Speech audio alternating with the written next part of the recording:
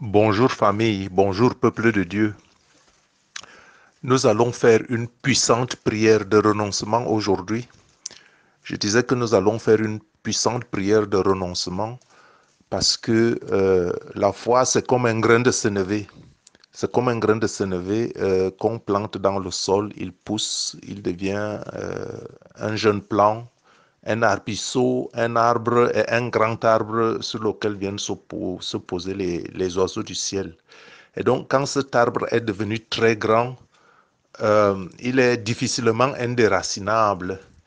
Et c'est à ce niveau de croyance qu'on se rend compte que euh, la seule chose dont on a besoin, c'est Dieu. Je dis que à un degré de croyance, à un degré de foi, on se rend compte que la seule chose dont on a besoin, c'est Dieu. En dépit des faux enseignements qui font que les uns et les autres se battent dans la vie, on enseigne les gens que la pauvreté, c'est ça qui les amène au ciel, la richesse, ce n'est pas bien. Et voilà pourquoi beaucoup de personnes doutent. Et que même devant les maladies, ils doutent, ils disent c'est Dieu qui m'envoie la maladie et tout ça. Non, il faut que ce genre de mauvais enseignement et cette façon de polluer le nom de Dieu, il faut que ça cesse. Il faut savoir que Dieu est tout puissant. Dieu est tout puissant et quand on est en Jésus-Christ, il nous donne son esprit et cet esprit, le Saint-Esprit, est l'esprit tout puissant qu'il a relevé de la mort. Et cet esprit, c'est la plénitude même de la vie. La plénitude de la vie, ça veut dire que il n'y a rien qui échappe au Saint-Esprit, même les richesses matérielles, même la santé, même tout ce que vous voulez, Dieu peut vous le donner. Quand vous avez la plénitude de l'esprit, le seul problème souvent, c'est que euh, vous voulez peut-être que les choses du monde, alors que votre âme n'est pas mûre pour entrer au ciel. Et si Dieu vous donne les richesses du monde, vous pensez que vous êtes arrivé. Et voilà pourquoi il est écrit, à quoi sert-il à un homme de gagner le monde et de perdre son âme? Et à quoi sert-il à un homme d'avoir toutes les richesses du monde et de perdre son âme? Voilà pourquoi Dieu dit quelque part que petit troupeau, j'ai trouvé bon de vous donner le royaume.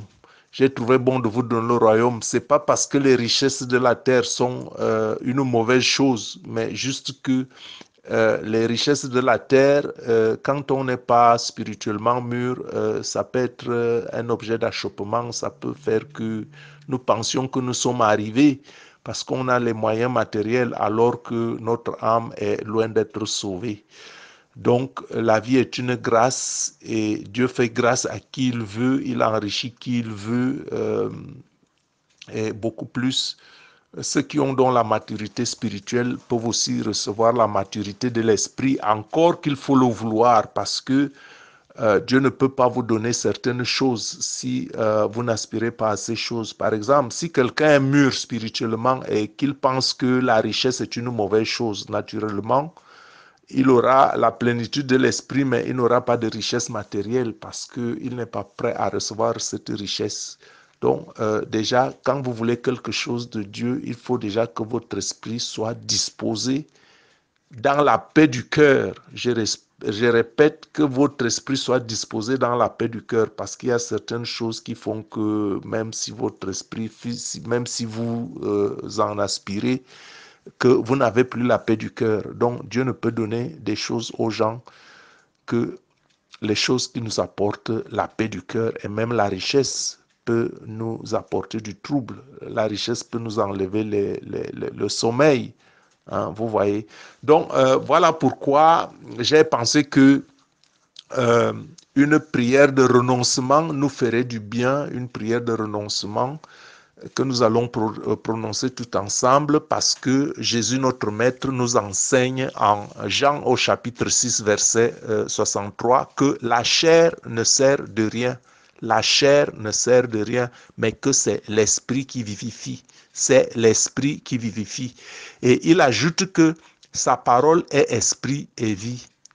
Jésus-Christ dit que sa parole est esprit et vie. Ça veut dire que sa parole, dans sa parole, il y a de la vie. Sa parole transmet de la vie. Sa parole, c'est un esprit. Il faut le comprendre comme ça. C'est Jésus qui parle. Il ne ment pas. Je répète donc que la parole de Dieu est esprit et vie. Ça veut dire que la parole de Dieu est vivante. Et c'est dommage que beaucoup de croyants redoutent toujours les paroles de malédiction.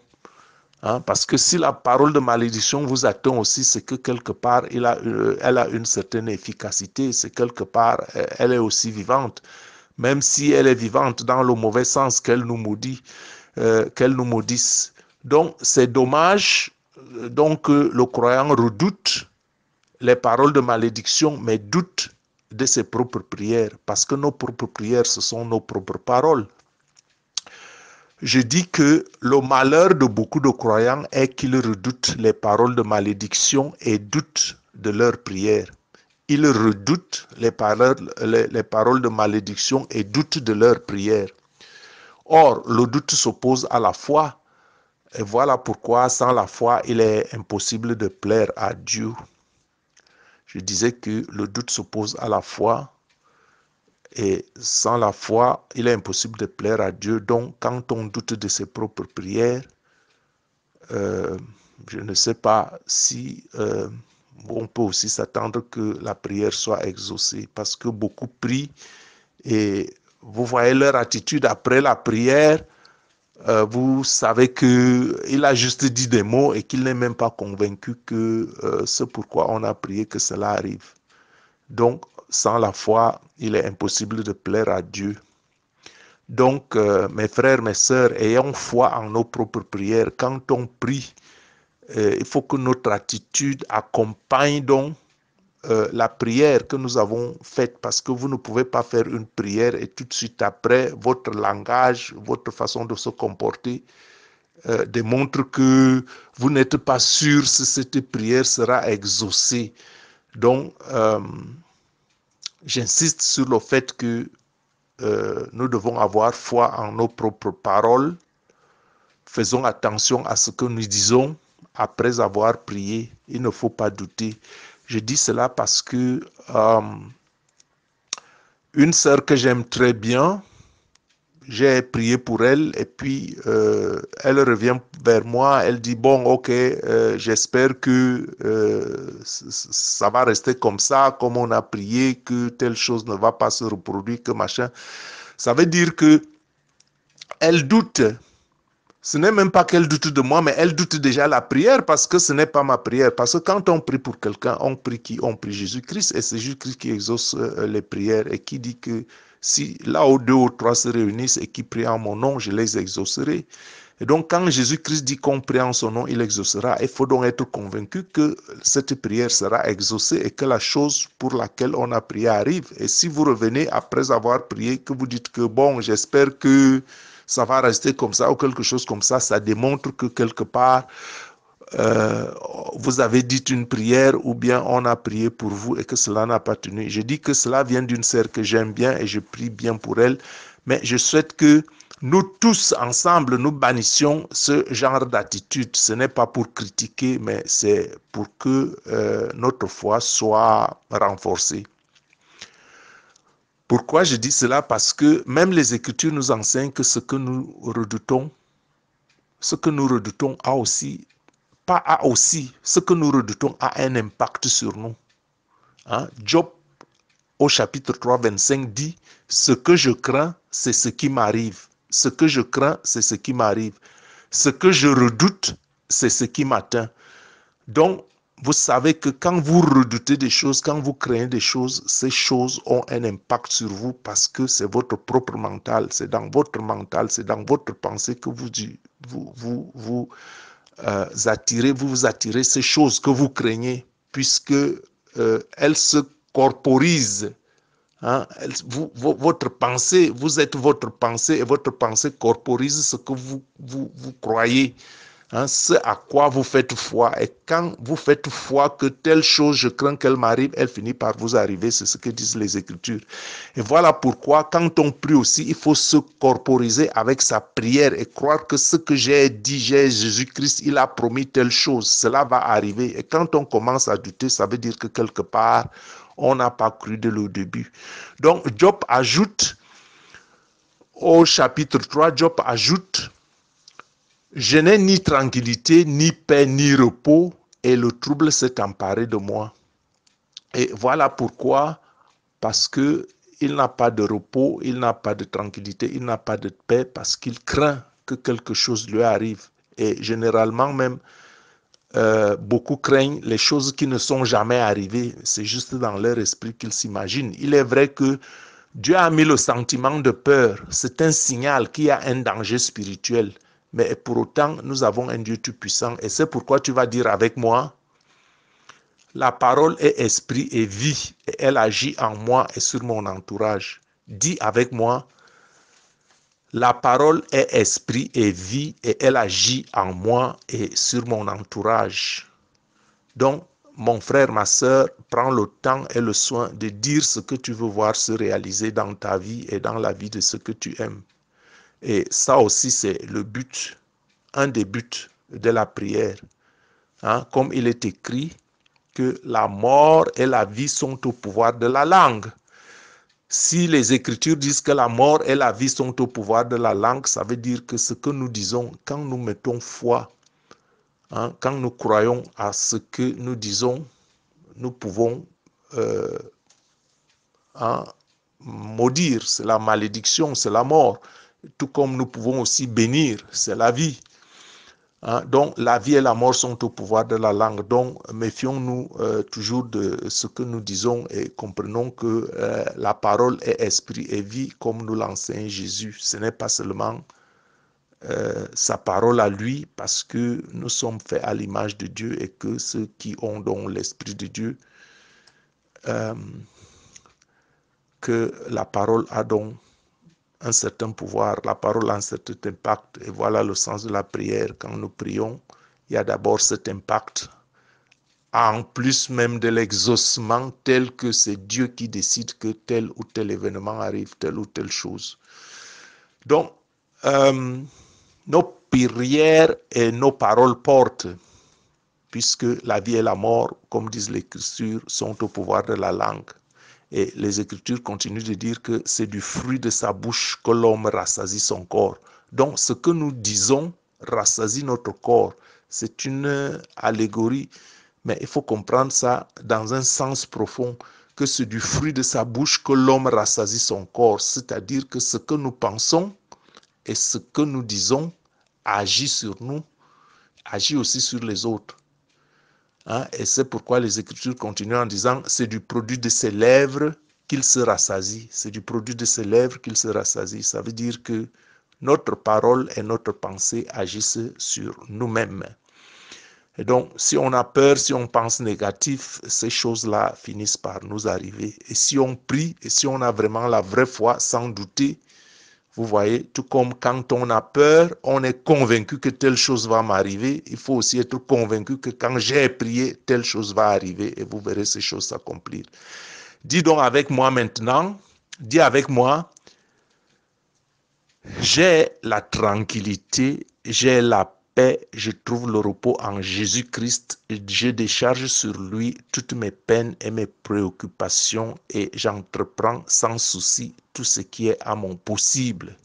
Ainsi, je ne redoute de rien et je ne suis pas dans le trouble. Je chasse tout esprit de trouble qui veut s'emparer de moi et de ma pensée. Répète avec moi, j'ai la tranquillité, j'ai la paix, je trouve le repos en Jésus-Christ, je décharge sur lui toutes mes peines et mes préoccupations et j'entreprends sans souci tout ce qui est à mon pouvoir. Ainsi, je ne redoute de rien et je ne suis pas dans le trouble. Je chasse toute pensée de trouble qui veut s'emparer de moi et de ma pensée. Répète avec moi, j'ai la tranquillité, j'ai la paix, je trouve le repos en Jésus-Christ. Je décharge sur lui toutes mes peines et mes préoccupations et j'entreprends sans souci tout ce qui est à mon possible, tout ce qui est à mon pouvoir. Ainsi, je ne redoute de rien, je ne redoute rien et je ne suis pas dans le trouble. Je chasse toute pensée de trouble qui veut emparer ma pensée. Je chasse toute pensée de trouble qui veut s'emparer de moi et de ma pensée. Alors maintenant, répète aussi ceci avec moi. Seigneur, que tout ce que je pense, que tout ce que je dis, que tout ce que je fais, que cela serve à ta seule gloire, car tu m'as créé pour te louer. Je voudrais glorifier ton nom en tout temps et en tout lieu. Je remets mon âme, mon esprit et mon corps entre tes mains. Seigneur, que tout ce que je pense, que tout ce que je dis, que tout ce que je fais, que cela serve à ta seule gloire, car tu m'as créé pour te louer. Je voudrais glorifier ton nom en tout temps et en tout lieu. Seigneur, je te remets mon corps, mon âme et mon esprit. Seigneur, que tout ce que je pense, que tout ce que je dis, que tout ce que je fais, que cela serve à ta seule gloire, car tu m'as créé pour te louer. Je voudrais pouvoir glorifier ton nom en tout temps et en tout lieu.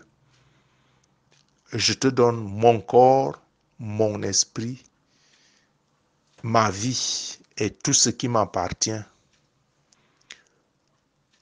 Seigneur, guide-moi et fais-moi vivre le plan de ma destinée. Donne-moi de participer à ton œuvre avec la foi, avec toute la foi et avec toute l'endurance, avec toute la force, afin que je puisse t'aimer de tout mon cœur, de toute mon âme, de toute ma force, de toute ma pensée. Nous avons prié au nom de Jésus-Christ, qu'il en soit ainsi. Amen. Donc, mon frère, ma sœur, nous avons prié et cette prière est une prière puissante de renoncement où vous remettez tout entre les mains de Dieu. Ce n'est pas cette espèce de renoncement oisif où on s'assoit maintenant et on attend que tout tombe du ciel. Non, on se remet à Jésus, on lui remet corps, âme et esprit et on fait ce qui est à notre possible, on fait notre devoir. Et alors la main de Dieu, quand nous lui avons tout remis, vient bénir le produit de notre travail. Je dis que quand on remet tout à Jésus, alors sa providence vient embellir le fruit de nos mains. C'est le fruit de nos mains que Dieu bénit. Donc, ma sœur, mon frère, glorifie-toi dans le Seigneur, glorifie-toi dans le Seigneur, glorifie-toi dans le Seigneur, car il est écrit en 1 Samuel au chapitre 2, verset 30, « J'honorerai ceux qui m'honorent, mais ceux qui me méprisent seront méprisés. » 1 Samuel 2, verset 30, « J'honorerai ceux qui m'honorent, mais ceux qui me méprisent seront méprisés. » Soyez bénis au nom tout puissant de Jésus-Christ. Et surtout, n'oubliez pas que ce n'est pas par vos efforts que vous faites ce que vous faites. Vous pouvez le faire. Vous faites ce qui est à votre possible et que c'est le Seigneur qui vous bénit parce qu'il est écrit que le Seigneur donne à ceux qui se tournent à lui. Il donne tout ce dont ils ont besoin dans leur sommeil. Ça ne veut pas dire que vous ne devez plus travailler. Ça veut dire juste que vous faites l'effort que vous pouvez faire. Et quand vous avez donné tout au Seigneur Jésus, il accomplira la multiplication nécessaire du produit de vos mains. Je ne parle pas de ce renoncement oisif, je parle d'un renoncement actif dans la foi, que tout ce que l'on fait, que l'on l'entreprenne au nom de Dieu, pour la gloire de Dieu. Et n'oubliez jamais que le chemin, c'est la sanctification. Le seul chemin qui vous mène au bon port, c'est la sanctification. Soyez bénis au nom du puissant de Jésus-Christ et que son esprit vous vienne en aide. Que le sang de Jésus-Christ vous couvre. Je suis votre frère et serviteur Gabriel Messi. Merci que nous ayons élevé la voix ensemble dans cette prière.